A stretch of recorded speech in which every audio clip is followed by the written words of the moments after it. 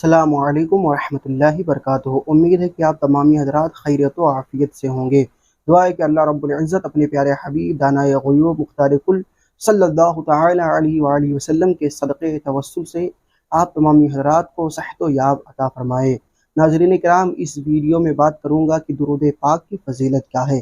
اللہ رب العزت قرآن پاک میں فرماتا ہے ان اللہ وملائکتہ یصلون علی النبی یا ایہا الذین آمنوا صلوا علیہ وسلموا تسلیما، بے شک اللہ اور اس کے فرشتے درود بھیجتے ہیں اس غیب بتانے والے نبی پر، تو اے لوگو تم بھی خوب خوب درود و سلام بھیجو۔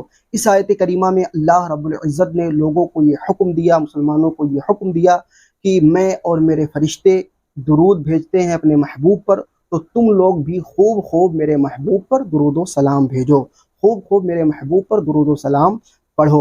حدیث پاک میں حضرت ابو ہریرہ رضی اللہ تعالیٰ عنہ سے روایت ہے کہ حضور نے فرمایا کہ جو کوئی مجھ پر ایک مرتبہ درود پڑھتا ہے تو اللہ رب العزت اس پر 10 رحمتیں نازل فرماتا ہے، 10 برکتیں نازل فرماتا ہے۔ تو یہ درود پاک کی فضیلت ہے۔ حضرت امام غزالی رضی اللہ تعالیٰ عنہ مکاشفۃ القلوب باب الخوف میں ایک حدیث پاک نقل فرماتے ہیں کہ حضور پاک علیہ السلام نے ارشاد فرمایا کہ اللہ رب العزت نے ایک ایسا فرشتہ پیدا کیا کہ اس کا سر 7ویں آسمان پر اور اس کا پیر تحت الثری میں اور اس کا ایک بازو مشرق میں اور دوسرا بازو مغرب میں، اور اس کے اتنے پر ہیں جتنی مخلوق خدا ہے۔ جب کوئی زمین پر میری امتی میں سے مجھ پر درود و سلام بھیجتا ہے، مجھ پر درود و سلام پڑھتا ہے، تو اللہ رب العزت اس فرشتے کو حکم دیتا ہے کہ وہ بحر نور میں غوطہ زن ہو۔ عرش کے کنارے ایک نور کا سمندر ہے، اللہ رب العزت اس فرشتے کو حکم دیتا ہے کہ وہ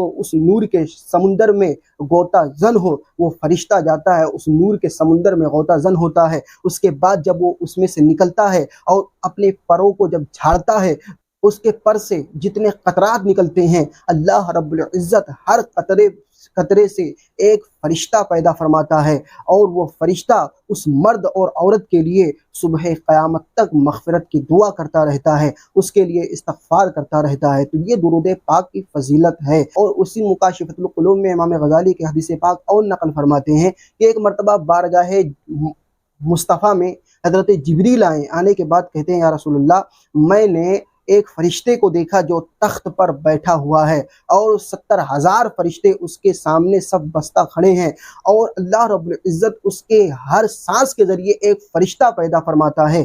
ابھی میں نے اس کو کوہ قاف میں دیکھا کہ اس کے دونوں پر کٹے ہوئے ہیں۔ حضرت جبریل فرماتے ہیں کہ جب میں نے اس فرشتے کو دیکھا تو اس نے مجھ کو بلایا، تو میں اس کے پاس جب گیا تو اس نے کہا کہ اے جبریل، آپ میری سفارش اللہ رب العزت کی بارگاہ میں کیجئے۔ تو میں نے کہا کہ تیری لغزش کیا ہے، تیری خطا کیا ہے؟ وہ کہنے لگا کہ میری لغزش یہ ہے کہ جب معراج کی شب حضور صلی اللہ تعالی علیہ وآلہ وسلم کی سواری میرے تخت کے سامنے سے ہو کر گزری تو میں حضور کے تعظیم کے لیے کھڑا نہیں ہوا۔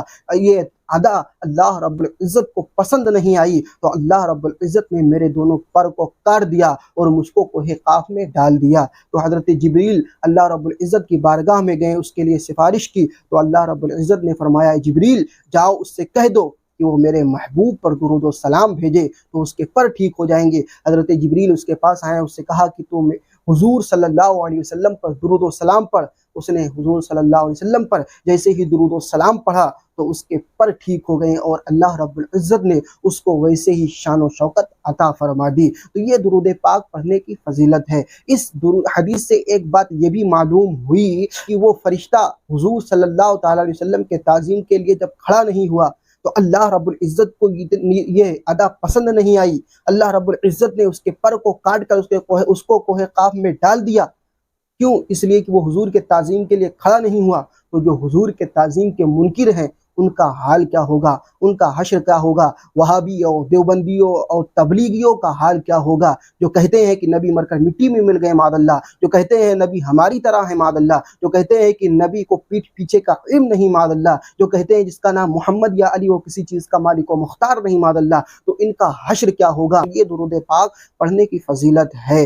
تو ہم کو اور آپ کو چاہیے کہ ہم خوب کثرت سے حضور صلی اللہ تعالی علیہ وآلہ وسلم پر درود و سلام پیش کرتے رہیں، پڑھتے رہیں۔ دعا ہے کہ اللہ رب العزت ہم تمامی حضرات کو دین حق پر قائم رکھے اور تمام باطل فرقوں سے ہم آپ تمامی حضرات کو محفوظ فرمائے، اور اپنے محبوب صلی اللہ علیہ وسلم کے صدقے میں ہم کو اور آپ کو تمام مصیبتوں، پریشانیوں، بلاؤں سے محفوظ فرمائے۔ اگر ویڈیو پسند آئی ہو تو لائک کریں اور سبسکرائب کریں، اور اگلی ویڈیو دیکھنے کے لیے ہمارے اس چینل پر بنے